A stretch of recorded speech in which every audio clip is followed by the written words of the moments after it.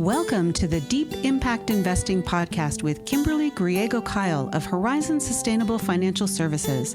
In this podcast, we discuss sustainable impact investing, creating portfolios that match your values, and a variety of other topics such as financial education, social justice, and sustainable food systems. Do you want to know if your investments seek the kind of accountability from corporations that you demand? Listen in as we explore the burning question, are you investing like you give a damn? Hello and welcome to Deep Impact Investing with Kimberly Griego-Kyle from Horizon Sustainable Financial Services. Kim, how are you? I'm great. I'm working on planting that cheese tree that you discussed. I'm telling you, right?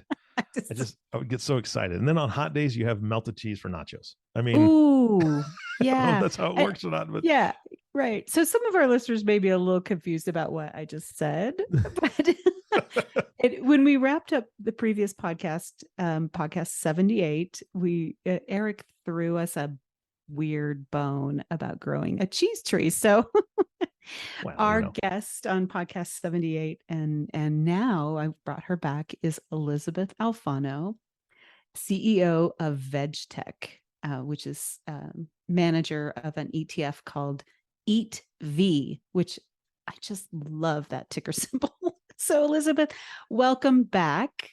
Let me just do a quick recap for listeners if they have not yet listened to 78. And I really encourage you to do so because there's so much energy and so much information in that podcast that some of it will blow your mind. We had a deep conversation around where plant-based products are going, what's coming down the pike in terms of actual food that we can eat.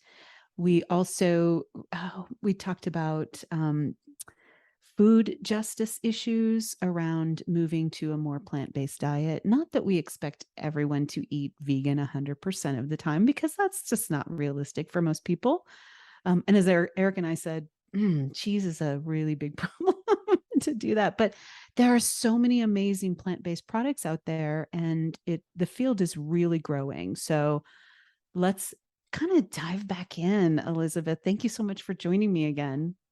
Sure thing. Great to be here. Thanks for having me back twice. Yeah. I think I could probably have you back a half a dozen times. So I have a couple questions for you. And this is something that occurred to me as I was preparing for this podcast and wondering how the plant-based food systems shift is also affecting the use of plastics in the industry for packaging and that kind of thing. Is there a shift in that area as well? Do you know? Well, packaging going through its own reinvigoration, if you will, and sustainable plastics coming out and truly recyclable. I think we as a nation and maybe we as a globe have never really nailed the recycle dilemma. And we can talk about, I'm not the expert there for sure, but we could talk about is it a lack of education about how and what and why, or is it industry was allowed to put out things that we all think are recyclable and we weren't educated on, like, oh, the cap of that soda bottle is not recyclable. And then when you put in the non-recyclable cap in the recycle bin, everything can't be recycled. So for me, it's a lot of lack of education about how, what, why, where, when. It's maybe a lot of letting businesses off the hook. We can talk about that too, at least in terms of what we would do with our fund and how we do not accept that. Because then you don't have real change, which is where we are with recycling. We didn't get the change we all wanted, and we all tried. I mean, the poor consumer tried there. So I feel like industry and government kind of let us down on that one. So, but anyways, that's a whole nother topic, right? Right. Yeah. I'm coming back for podcast 7 now. Yeah. So as I understand it, we're shifting how we feed people while we're continuing to feed people. It's like turning the car while you're still driving. So, if you think about it that way, so everyone's like, oh my God, you're taking away my meat. You're making me go vegan. No, we've already discussed it. Spoiler alert. The world is not going vegan. No one thinks the world's going vegan. It's not, but we are trying to be more conscious and shift while we move, while we, still eat, while we move the car, while we still eat people. We're trying to shift. And according to the Boston Consulting Group, the plant-based foods industry will be about 11% of the food sector by 2035. That represents 290 billion. So give or take 10 or 11% of the food market in the next 10 to 13 years will be plant-based. So that's the speed at which we're talking. That's still incredible growth. And 290 billion is a big number that I like, and I'm all about it for my fund. So it is incredible growth, but I am also thinking it's not enough. If we're talking about 2050 or 2035, and then even 2050, there was another number that I saw on your website, which I can't remember off the top of my head, but it's not enough. Yeah. Yeah. Well, the discussions I have with Boston Consulting Group is we intentionally were conservative because we don't want to make a mistake. So I think it's going to happen much faster. And let's talk about why it's going to happen faster. So we gave some of the planetary reasons in our last podcast. I hope you guys can listen in. But and I'm going off on tangent because we're talking about so many things. You asked me about plastics. So let me first answer that, and then I'm going to come back to industry. Okay. So, so when you look at a growth of about, from here, we're at 39 billion, we're going to 290 billion. It's going to be about 11% of the marketplace in a 10 to 12 year period. I think the packaging system can catch up with us. So first of all, when I see people buy meat, because it's true, I don't buy it myself. I see packaging. They don't walk home with like steak in their hand. So I think it's, packaging around steak or packaging around plant-based steak. It's pretty much the same, but I fully expect packaging to get better and to address the industry, to address that problem as well. So I mentioned the word industry. Why do I think, and why does Boston Consulting Group, why does Bloomberg concur? Why do we see that the world is going to shift at an increasingly high rate, so maybe even more than 11% in our near future? Because what we talked about in the last podcast, climate change, food injustice, misuse or disproportionate use of resources, incredible deforestation, the concern for planetary health as well as human health, those are all financial risks to industry. So as the industry creates these issues of climate change, food injustice, and using the world's most precious resources such that we're running out of things like water, that translates directly to their bottom line. Carbon pricing is coming. That's going to be disadvantageous to them. Due diligence is coming, and scrutiny over, we're looking at the SEC, looking at your scope 1, 2, and 3 emissions. So hopefully everybody knows what that is. So up and down the supply chain, looking at your emissions, that would be scope 3, gross overstatement, overgeneralization. But those are all financial risks, and the financial risk to meat companies and meat industries, that means even meat lobbies, is growing. And they would like to mitigate their risks. They would like a better business bottom line. We talked about the inefficiencies of calorie conversion in our last podcast. We also talk about the inefficiency of water use and deforestation and land use.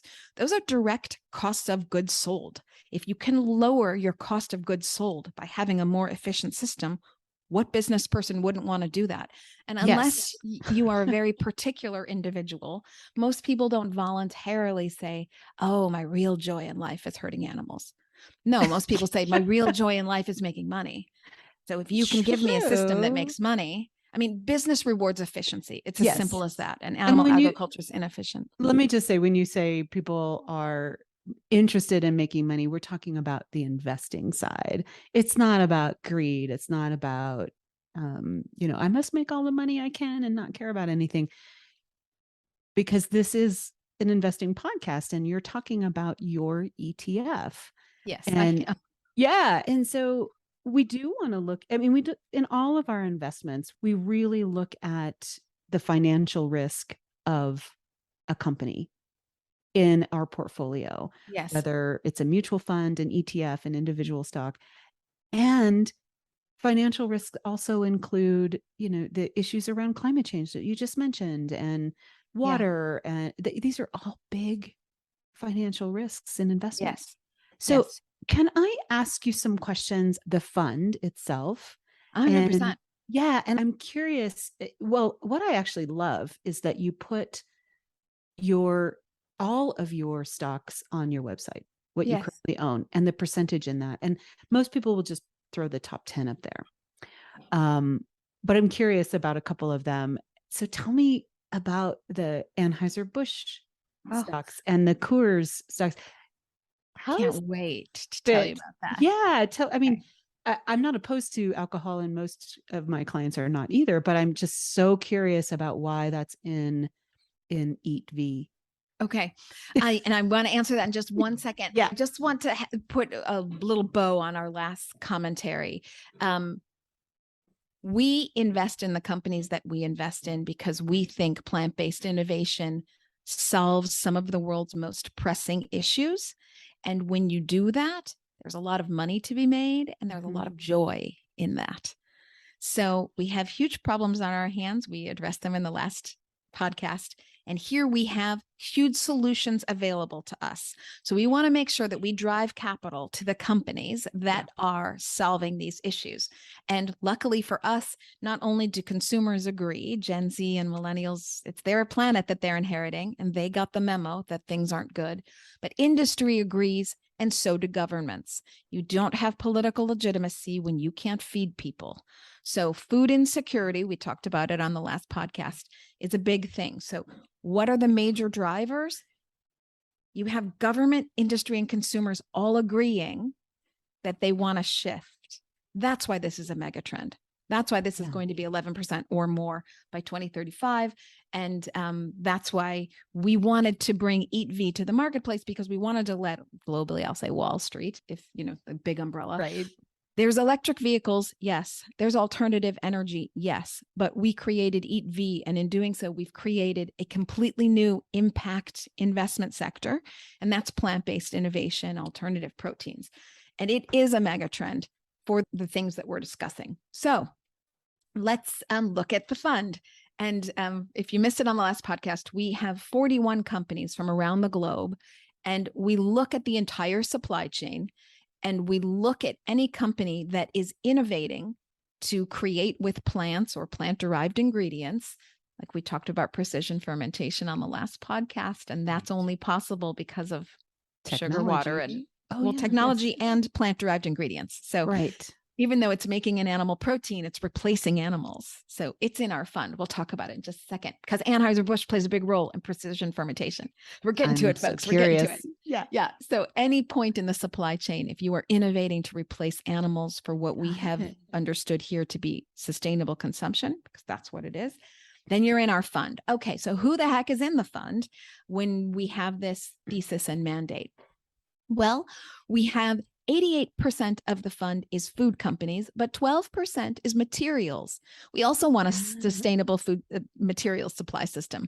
So if you're changing things, you should, wherever you see that you can make positive impact, you should. So it's replacing animals in food and materials. So we'll get to a very odd materials company called I can't Tesla. wait. But that also goes back to my question on plastics, because you're also looking at companies that are technology related around that. Okay, go back. Yes. We haven't found a packaging company that we like enough, but we look at packaging. We look at this. So I want to say about our theme, innovating with plants to replace animal products for sustainable consumption. But you still have to be a good business. You still have to run your business well. You still have to be a certain size, et cetera. So not everyone gets in just because they're replacing animals. Then you have to be a really good company. Okay. So that's why we haven't found a packaging company yet. But if it would positively impact our food supply system, we would consider it. Okay. So why do we have Anheuser-Busch? Well, let's talk about the 5 sectors of the fund, 5 funnels where we invest. So we start early on. We talked about monocropping in the last podcast. So ag tech is a big funnel for us. That means vertical farms and greenhouses and natural fertilizers. These companies that are helping to produce more plants so we can have access to more plants and eat less meat. So we start there. Then the next funnel is innovation and technology. So we talked about precision fermentation and cultivated meat. These companies, B2B companies that are creating these technologies and licensing them out to others. So that's a big sector. Then we have ingredients. In the last podcast, we talked about, hey, we got to stop monocropping. So we have these novel ingredients. You're going to start seeing plant products made from fava bean, chickpea, quinoa, in addition to soy, in addition to pea protein. So we want to stop monocropping. We want to have diversity. Consumers love choice. When you say monocropping, I'm not sure everyone understands what that is. So, well, in the last podcast, we talked about there are 80 billion animals on the planet. It's 10 times more people on Earth. So you have to make a lot of crops, cut down a lot of trees to make a lot of crops to feed a lot of animals. So they tend to grow three things: only soy, only corn, only alfalfa. Yeah. This kind of monocropping, just growing the same corn again and again, really depletes the soil, and in doing so also releases carbon. So the soil regenerates. I am not a farmer, so I'm giving the cliff notes here. And by the way, hats off to farmers, and we can talk about farmers. They are not left out of this conversation. I think farmers do better when they switch from, let's say, cattle raising to growing mushrooms. Mushrooms being so meaty, you can do so much plant-based greatness with mushrooms, even though mushrooms are not an animal nor a plant. They're a fungi, but we call them plant-based for the purposes of this conversation. Yeah. Well, they do grow out of the ground, so that makes sense. Right? Okay, yeah. I like how you roll. I like how you think. Yes. So, okay, back to the thing. Novel ingredients, you're going to see much more diversified crops. This is better for the soil. It's better for the consumer, so they can have, much more diversity in their choices. Then we go to the companies that are working on flavor and texturing. So, you look at companies like Givaudan, this multinational company out of Switzerland, and Sensient Technologies. They're working on nailing that flavor, nailing the taste. No one's going to switch if it doesn't taste good. So if you want to shift the global food supply system and you want consumers to get on board, it has to taste good. And I agree, because I'm not a fan of fava beans, but if you flavor them up, I bet I would eat them. 100%. Cooking's all about the spices anyways. Yes, folks. yes. Even the meat, right? You're all about, that you A1 flavor it. sauce Right. Oh, please don't put that on your steak. Oh, okay. I don't eat meat, so I don't know. Is that a bad one? Oh, okay. So sorry. Okay, sorry, personal, meat eaters. personal choice. Okay, so that at the very end, you have the funnel of consumer packaged goods, all the brands you would know. Of course, Beyond Meat and Oatly. We could talk about beating up of Beyond Meat, which is not really reflective of the stock in and of itself. I feel happy to talk about that if you'd like. But you also have, Vitasoy out of Hong Kong and other things. Obviously, there's more plant-based products than just those two. So now when you look at those 5 things, that's how we come up with the 41 companies up and down the supply chain. So let's talk about Anheuser-Busch. You would say, well, why would, okay, their beer is vegan. That's nice. Okay. But is there a lot of innovation going on there? Well, yes, there is. Let's talk about it. Anheuser-Busch is the largest fermenter in the world.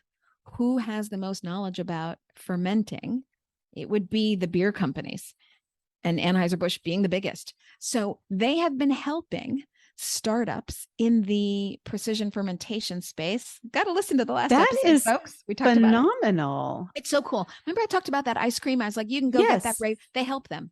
They help them scale up because, building your own factory is so expensive. So if this company can use space in the Anheuser-Busch factories to scale some of their fermented proteins there and riff off of the AB InBev knowledge, much better for that small startup to become larger and make real scale.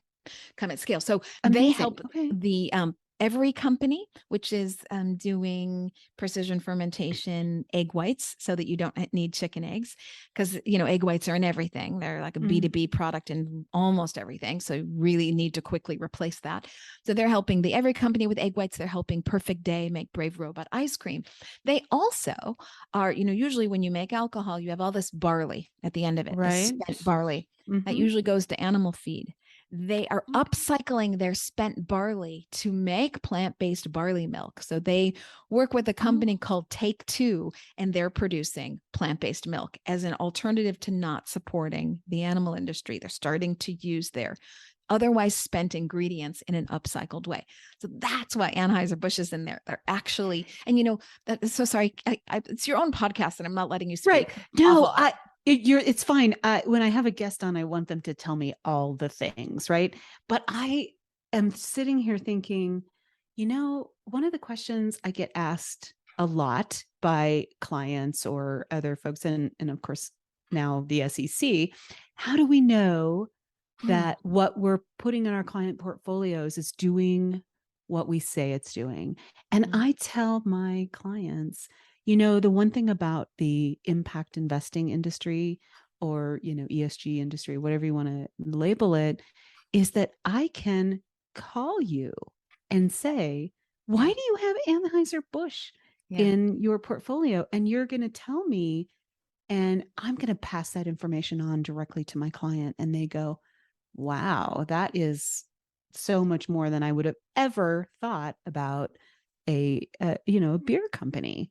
Yeah. I'm blown away by this. And I think my clients are going to really enjoy hearing about that piece. Well, and what I love about it is, to me, it's sort of life affirming. I had talked about that trifecta, which means that's why we're going to succeed: consumers, government, and industry all wanting the same thing and all starting to spend against it, to spend for change. Anheuser-Busch, huge company. They could easily dig in their heels, do nothing, make beer. The end of it, they're not.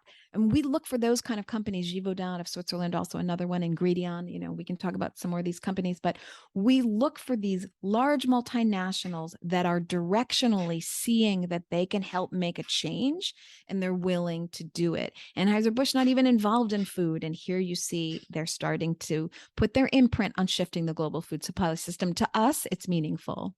It's absolutely meaningful. And it's phenomenal. I hope that there are more companies that are going to be leading this charge that you wouldn't necessarily think of, because honestly, how are we going to feed 10 billion people by 2050 on this planet?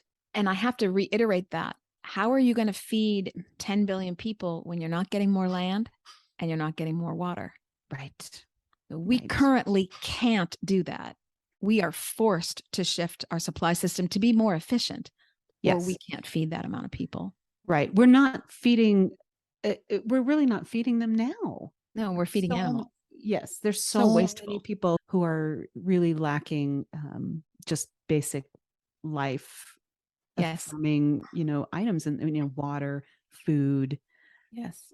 All of that. So it is great to see what you're doing. And I can't wait to see how this goes long term, because we should mention you literally started this firm, this ETF, December 2021. Yeah, December 28th. And then the world fell off a cliff January 4th. Right? Yeah. So here you are in this industry going, oh my God, our brand new ETF is just going down and down and down. But you know what? As I tell people as well, buy low, sell high. And this is such a great time to take advantage of those opportunities.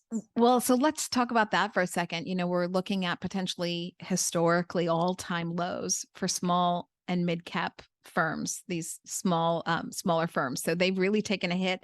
Everything's down. So it's not just us. Of course, everything's down, double digits, but you're seeing real opportunity to buy early, buy in the dip, buy when it's low, et cetera, in these small and mid-cap companies. And we've talked about Megatrend, and we've talked about Megatrend happening really quickly because you've got that trifecta of interested parties all working towards the same thing. So we see it as a Megatrend. And mark my words, you don't even have to listen to me. It's happening already. Wars are going to be fought over food and water. Yes, I've definitely said that about water. Absolutely. Yeah. And you see this taking place already in the political landscape. So the fire is on to shift our global food supply system, or we all fail big time. Yeah. As we said at the beginning, we could literally continue this as a podcast between you and I indefinitely. I know. I want to kind of wrap this up before we really run out of time. And is there anything you want to say that you haven't said yet that is very important to you and your fund and your long-term goals on this process? Well, I'll say that it's been a joy, nothing short of an enormous joy. I speak so much to the financial community, and they did know about electric vehicles and they knew about alternative energy, but they had never understood that there was a connection between our global food supply system and the environment. And in creating this new impact asset class led by EatV, we're bringing alternative proteins and plant-based innovation to the street with a new impact asset class. And it's been a joy to help the financial community make that connection. And we're just really thrilled that we've been able to do that. And I do want to just say, you've already said it, but anyone can reach out to me. I mean, you can always find me if you have more questions. I'm on LinkedIn, just come find me and I'll answer you directly there. But please take a look at the EatV ETF. And hey, the website's EATVETF.com. And you will see some materials in there. So just, we talked about it, 12% is materials. So there's like Elf Beauty, which is committed to not using animal oils in its makeup. Yes, there are animals oils in your makeup, in your perfume. Oh. So we've been finding those material companies that are replacing even Tesla. So here's like a really fun story. So Tesla, when it decided to take out all leather, animal leather, because of its environmental impact, and obviously it's focused on having an environmental car, it went 100% vegan leather. That forced BMW and Mercedes-Benz to go 50% vegan leather. Oh, excellent. We count Tesla as a materials company. Obviously, it's capped because it's so big, you don't want it to run away. So it's just a small part, but that is directionally really meaningful as they shift the entire automobile sector to start going vegan. Now, automobile leather is second only to shoe leather in terms of how much leather is made. And if you've ever seen a tannery, Lord knows there's nothing environmentally sustainable about that. So, we look to these large companies that could dig in their heels and not do anything and are really directionally shifting the supply systems, both material and food. So I'm passionate. I just want to say too, on that shifting, away from like leather shoes and all of those pieces, there's a company I won't mention because people can find them, but I am loving their shoes, which are made out of plastic, recycled plastic. And so cool. These are the most comfortable shoes I have ever worn in my entire life, and they are very fashionable. So don't you love it when you get like, oh my God, I got fashion and comfort and environmentally sustainable. Yeah. Recycled plastics, fabulous. Exactly. So I have really enjoyed having you on this podcast, and I think we're going to see each other soon in person, right? October. Yeah. We get to actually meet in person instead of virtually. And I'm super excited about that because I just love your energy. It's great. And as I've said, I've enjoyed having you on, and thank you so much. I do want to remind listeners a couple of things. One, none of the companies that we've mentioned today are implied as something you should go invest in immediately. Please speak with your financial advisor before investing in any of these companies. And we are investment advisors here at Horizon. So if you have questions around plant-based innovation, climate change issues on your stocks, your bonds, your mutual funds, that's what we're here for. So you can contact us at info@horizonssfs.com or call us on the phone, 505-982-9661. And we would be happy to discuss this with you and how we can make that happen in your portfolio. So thanks. I think Eric may have a couple of questions before we finally wrap up. Well, I have one question. I have one statement that, Okay. Toward the end of the podcast, you mentioned that there's animal oils in makeup, and I knew there was a reason I stopped wearing makeup, and now that's the reason I can claim. I'm just going to say that out loud. But no, I do have a serious question when it comes to the ETF, and I want to make sure that this is compliance friendly and all that. Is there a minimum to get involved in the ETF that you represent, Elizabeth? Because I didn't hear that. Yeah, I love this question. No, you can, if you're younger and you're just thinking about this, but you've got $10, you can hop right on your Robinhood and do that amount. And of course, we hope that people get in a bigger, meaningful way, but you don't have to, so it's anywhere at your convenience level.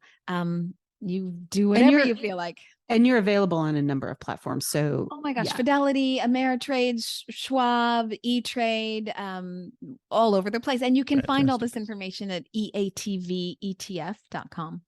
Yeah, I love the fact that she said if you're younger, I'll take it. I know you weren't talking about me, but I'll take it.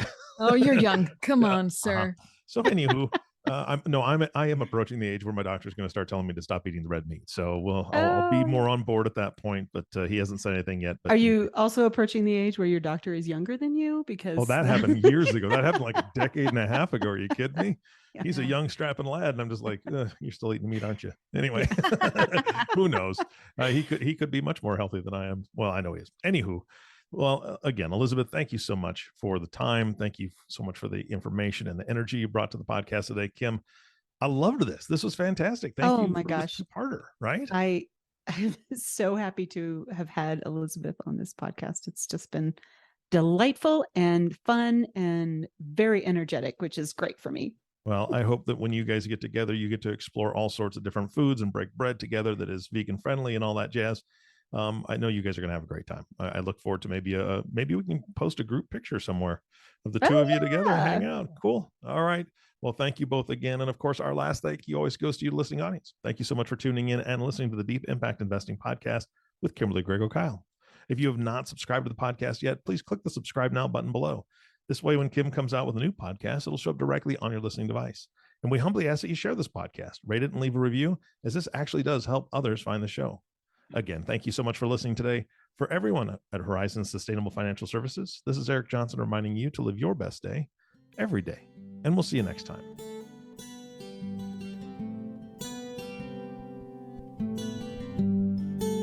Thank you for listening to Deep Impact Investing, the sustainable, responsible impact investing podcast that shows you how to invest like you give a damn. If you have questions about this podcast or topics you'd like to hear addressed on an upcoming podcast, email us at kim@horizonssfs.com. Join the conversation on Twitter at HorizonsSUSTFIN or give us a call at 505-982-9661. Don't forget to click the subscribe button to be notified when new episodes become available. The companies we may speak about during our podcast are not recommendations for investment. Only you and your financial advisor can determine what the right investments are for you. Horizon Sustainable Financial Services, Inc. and its financial professionals do not render tax or legal advice. The information covered and posted represents the views and opinions of the host and/or guest, and does not necessarily represent the views and opinions of Horizon Sustainable Financial Services. The content has been made available for informational and educational purposes only. The content is not intended to be a substitute for professional investing advice. Always seek the advice of your financial advisor or other qualified financial service providers with any questions you may have regarding your investment planning. None of this content may be used or duplicated without the express written agreement of the podcast host.